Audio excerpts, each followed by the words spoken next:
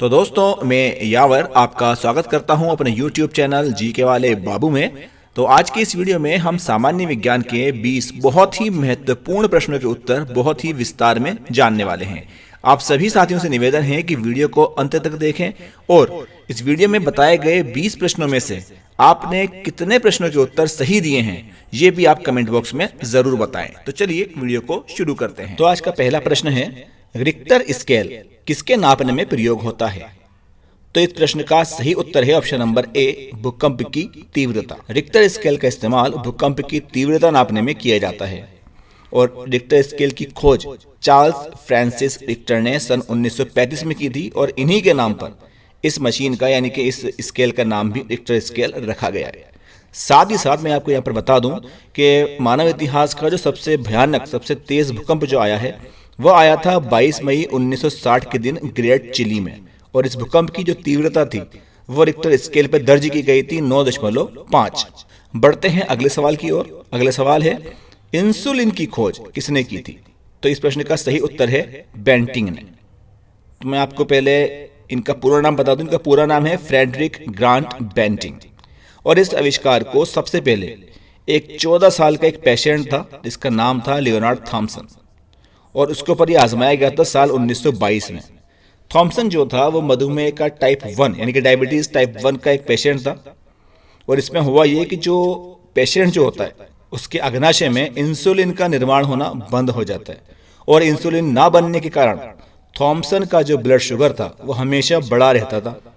लेकिन बेंटिंग द्वारा बनाए गए इस इंसुलिन के इंजेक्शन से उसका जो शुगर लेवल था वो कंट्रोल हुआ और इस प्रकार दुनिया को डायबिटीज के उपचार के लिए एक नई दवा पहली बार मिली। ध्यान रखिएगा, साल 1922। अगला प्रश्न है, हरी मेहंदी में निम्न में से कौन सा पदार्थ पाया जाता है जिसके कारण वह लाल हो जाती है? तो इस प्रश्न का सही उत्तर है ऑप्शन नंबर ए, लासोन। यहां मैं आपको बता दूं कि हमारी जो स्किन है और हमारे जो नेल्स हैं यानी कि नाखून है और हमारे जो बाल हैं इनमें केराटिन नामक एक प्रोटीन पाया जाता है और जब हम अपने बालों, हाथों या नाखूनों पर मेहंदी लगाते हैं तो ये लासोन केराटिन के संपर्क में आकर लाल रंग का हो जाता है और इसी वजह से हमें जो मेहंदी है हमारे नाखूनों को या हम कहें हमारी स्किन को जो है वो लाल कर देती है। अगला प्रश्न है, मानव शरीर में कुल कितनी पसलियां होती हैं? तो इस प्रश्न का सही उत्तर है 24 पसलियां। अब यहाँ पर एक थोड़ा सा ट्विस्ट कई बार प्रश्न के अंदर आता है कि यहाँ पर आपको संख्या सीधी ना देकर जोड़े दे दिए जाते हैं।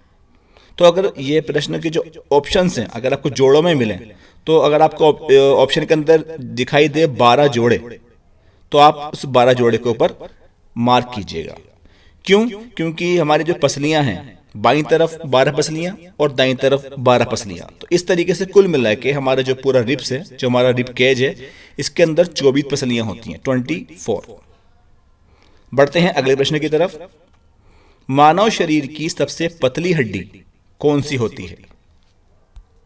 तो इस प्रश्न का सही उत्तर है ऑप्शन नंबर ए, फिबुला। मैं आपको बता दूं कि जो फिबुला जो बोन है, फिबुला जो हड्डी है ये हमारे पैर में पाई जाती है और पैर में भी कहां पर? घुटने और पंजे के बीच में।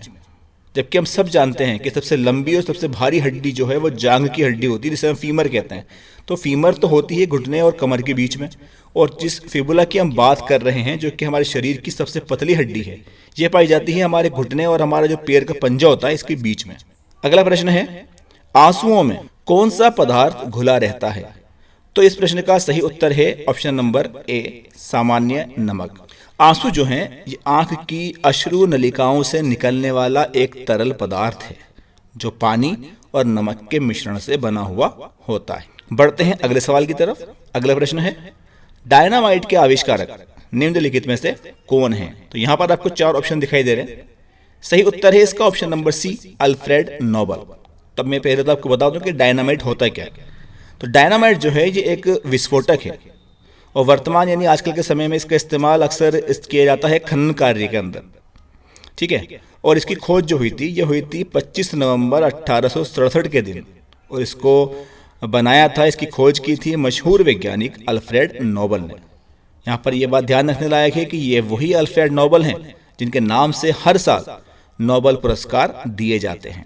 ध्यान रखिएगा, अल्फ्रेड नोबल। अगला प्रश्न है, संतरे में कौन सा विटामिन अधिक होता है? तो ये प्रश्न भले ही बहुत आसान है, लेकिन आसान होने के साथ साथ ये प्रश्न बहुत महत्वपूर्ण भी है। कई सारी परीक्षाओं के अंदर ये सवाल बार बार दोहराया जाता रहा है। इस प्रश्न का सही उत्तर है option number C, vitamin C. अगला प्रश्न है, एल्यूमिनियम किस खनिज से प्राप्त की जाती है? तो इस प्रश्न का सही उत्तर है ऑप्शन नंबर सी, बॉक्साइट।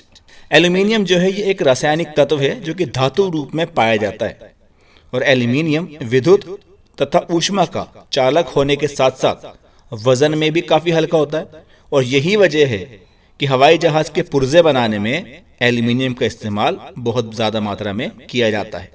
अब बात करते हैं कि ये भारत में कहाँ कहाँ पाया जाता है। तो मुख्यतः भारत के अंदर ये जम्मू कश्मीर, मुंबई, कोल्हापुर, जबलपुर, रांची, सोनभद्र, बालाघाट और कटनी में इसके बहुत विशाल भंडार पाए जाते हैं। अगला प्रश्न है, लोहे में जंग लगना क्या है? तो इस प्रश्न का सही उत्तर है ऑप्शन नंबर बी, ये एक रासायनिक क्रिया है।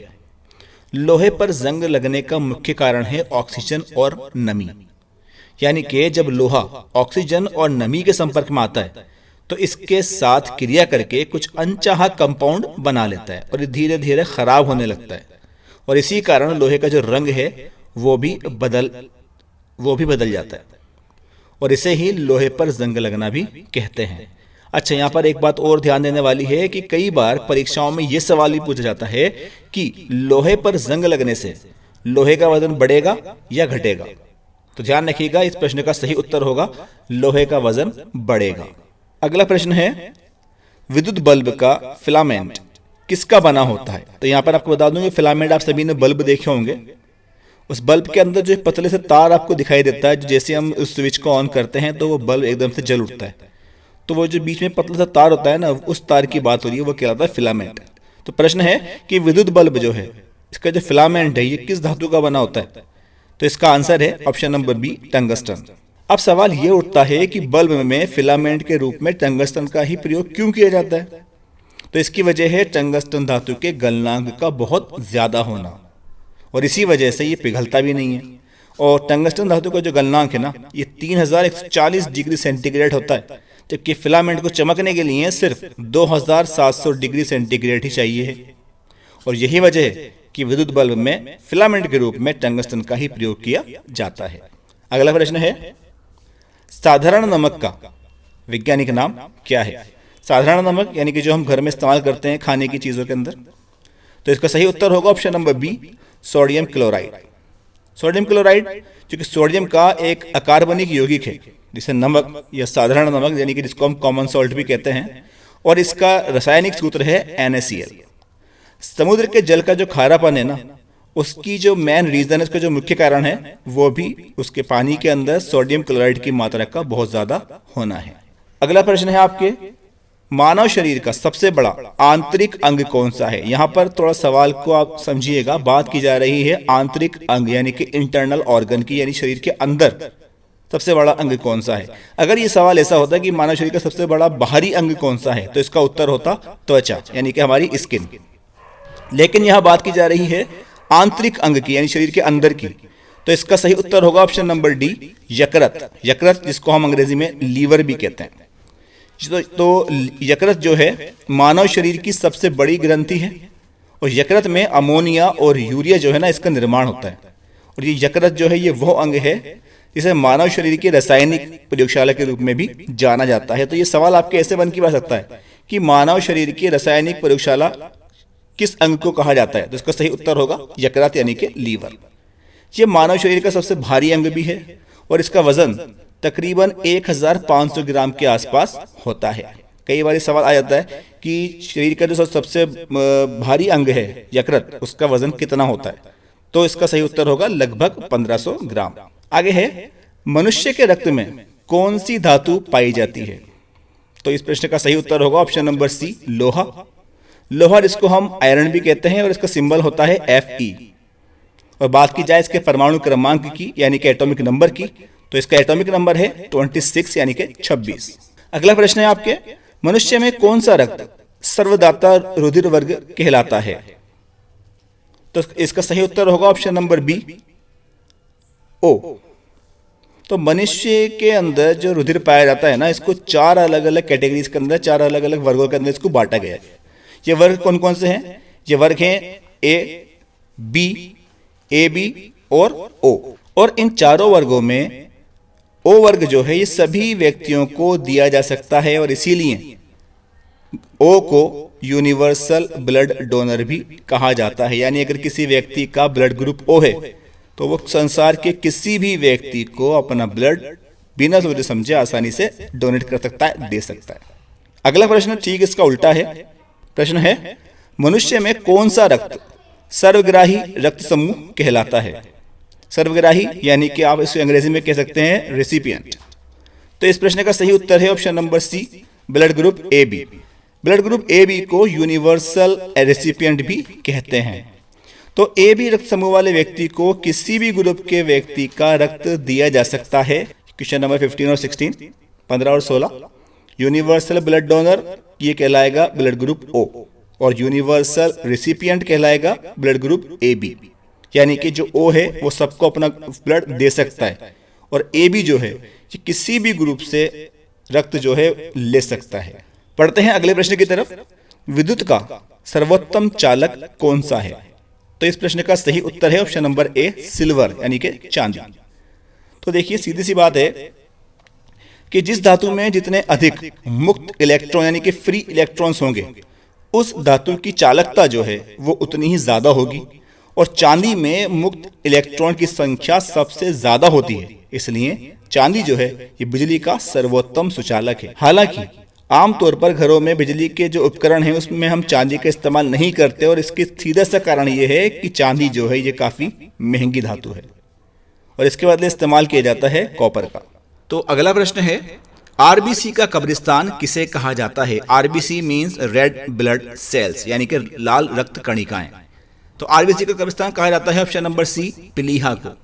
तो आपको बता दूं, प्लीहा को आरबीसी का कब्रिस्तान इसलिए कहा जाता है क्योंकि यहाँ पर ये जो है ये पुराने आरबीसी जो हैं उनको हटा देती है। साथ ही साथ कई परीक्षाओं में सवाल ये भी आता है कि आरबीसी जो है यानी कि लाल रक्त कणिकाएं जो हैं, इनका जो लाइफ साइकिल है यानी कि जिनका जीवन चक्र है, जीवन काल है, ये कितने दिनों का होता है? तो इसका सही उत्तर होगा 120 दिन। ये बहुत इंपॉर्टेंट क्वेश्चन है, और कई बार कई सारे एग्जाम्स के अंदर ये सवाल पूछा जाता रहा है। बढ़ते हैं अगले प्रश्न की तरफ। निम्न में से विलुप्त जंतु प्रजाति कौन सी है? तो इस प्रश्न का सही उत्तर है ऑप्शन नंबर ए, डोडो पक्षी। डोडो जो कि हिंद महासागर के एक द्वीप मॉरिशस में पाया जाता था, और ये पक्षी वर्ग का होते हुए भी ये थलचर था। थलचर मतलब जमीन पर चलने वाला, ये उड़ पाने की क्षमता इसके अंदर नहीं थी।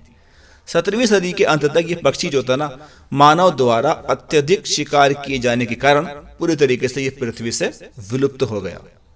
और डोडो पक्षी की अगर हम बात करें तो साइज में ये मुर्गी से थोड़ा बड़ा था, थोड़ा भारी भरकम भी था। इसकी टांगें जो थी इसके शरीर के मुकाबले काफी कमजोर थी, जिसकी वजह से ये अपना वजन नहीं संभाल पाता था।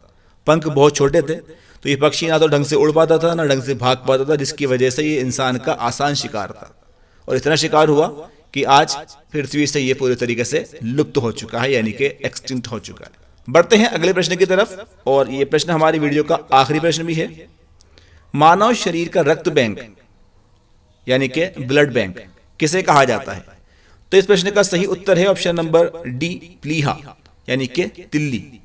इसको हम हिंदी में तिल्ली भी कहते हैं और अंग्रेजी में इसे कहते हैं स्प्लीन। तो ये सवाल भी काफी इंपॉर्टेंट है, बार बार कई परीक्षाओं के अंदर ये आ चुका है। तो दोस्तों ये थी हमारी आज की वीडियो।